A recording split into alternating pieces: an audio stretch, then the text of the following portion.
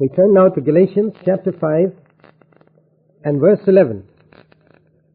But I, brethren, if I still preach circumcision, why am I still persecuted? Then the stumbling block of the cross has been abolished. Paul was persecuted because he preached the cross. And all who preach the cross in its fullness will be persecuted. We can make the cross attractive, but it wasn't attractive when Jesus carried it. And there is an offense about the cross which we should not try to avoid. For what does the cross symbolize? What does it mean? The cross means death.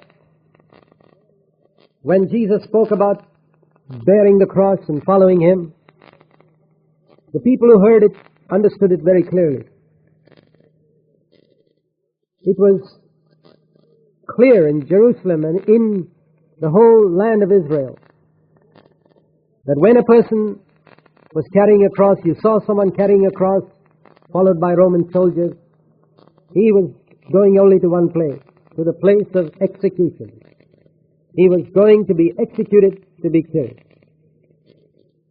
And that's exactly what he meant when he told his disciples that they were to take up the cross and follow after him. They were to be executed. They were to go into death to their own self-life. This is the cross that Jesus carried all through his life. And finally, he died on a wooden cross on Calvary's hill. But that was only the culmination of years of carrying the cross inwardly. And we are not to separate these two aspects of the cross that Jesus carried. And so when we think of the cross, it's not just a place where Jesus died for us, but also the place where we were crucified with Him, which Paul spoke of earlier in Galatians 2:20. I am crucified with Christ. No longer I who live. Those who preach that cross, they will be persecuted even today.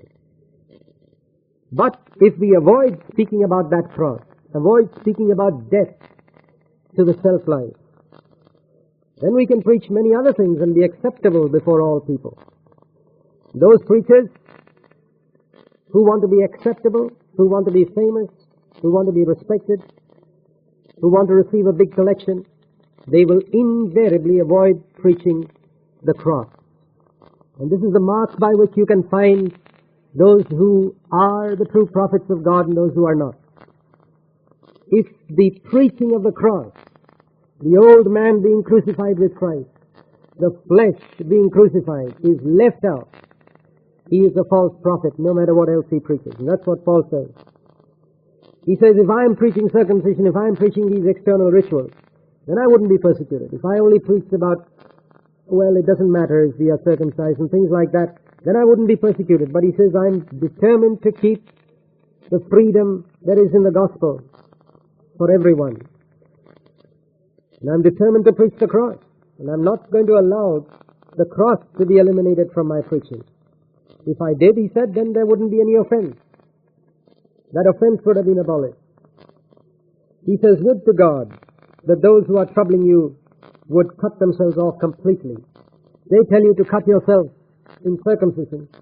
But Paul says, I wish they would cut themselves off completely from you so that they have nothing to do with you anymore. Because, brethren, Galatians 5:13, you have been called to freedom.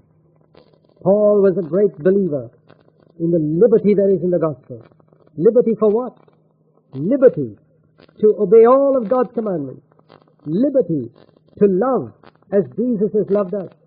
Liberty from anxiety. Liberty from lust. Liberty from anger. Liberty from bitterness.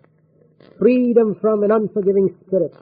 Freedom from irritability and impatience and every type of evil that Adam's race has inherited through the devil's poison. Freedom. Freedom. Paul was a great believer in that freedom. And he longed that these Galatian Christians would live in that freedom.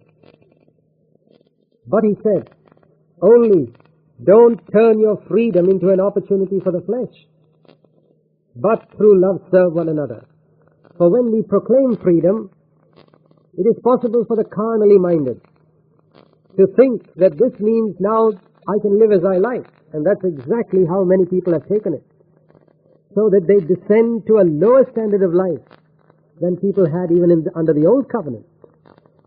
And when a Christian descends to a lower standard of life, for example, when a Christian commits adultery, which is a lower standard of life than even under the law, when a Christian tells a lie or signs a false statement or gives a false return in order to get more money, when a Christian steals, maybe he steals pencils or rubbers from the office, small things, or cheats on his income tax return and steals money from the government, or cheats the customs, or steals in some way like that. There are dignified ways of stealing.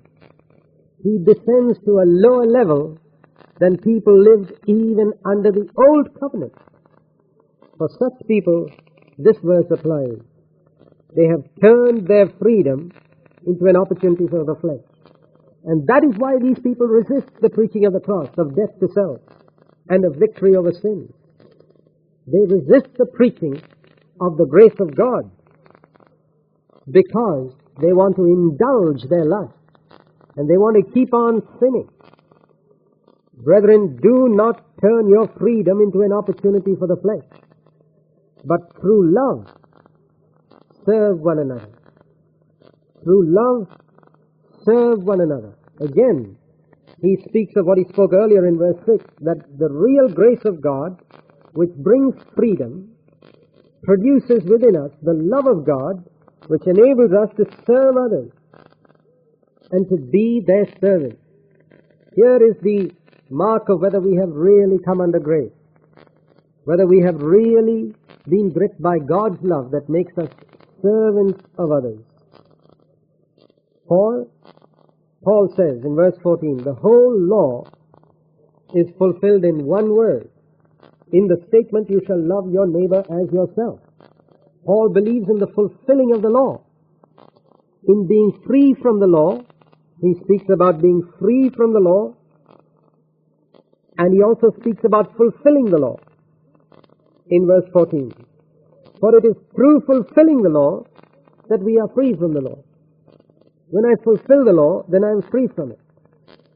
For example, if I am a thief and I have stolen something, then I am afraid of the policeman. I am afraid of the agents of the law because I am not free from them. But if the very desire for stealing has been taken away from my heart, then I do not fear the policeman or the agent of the law anymore. I am free from them because it has been fulfilled in my heart. And that is how fulfilling the law frees me from the law.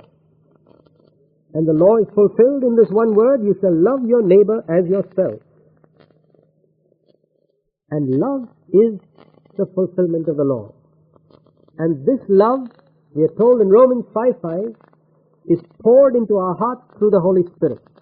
But if you bite and devour one another, Galatians 5:15, take care lest you not be consumed by one another. If you Galatians spend your time gossiping and backbiting and fighting with one another and in strife and controversy and biting and devouring one another in your anger and in your lust, grabbing and wanting what others have in covetousness, then you will be consumed. You will be consumed and the other will be consumed. Both will be consumed. Whenever there is strife in an assembly, you know that that assembly is under law. It hasn't come under grace. Whenever there is strife among believers, you know that those believers are under law. They are not under grace. Paul says, come under grace. Be free from law. Receive the preaching of the cross, and you will be free. You'll be really free, so that you can obey God's commandments and fulfill the law of love towards one another, and then you can glorify God in your life.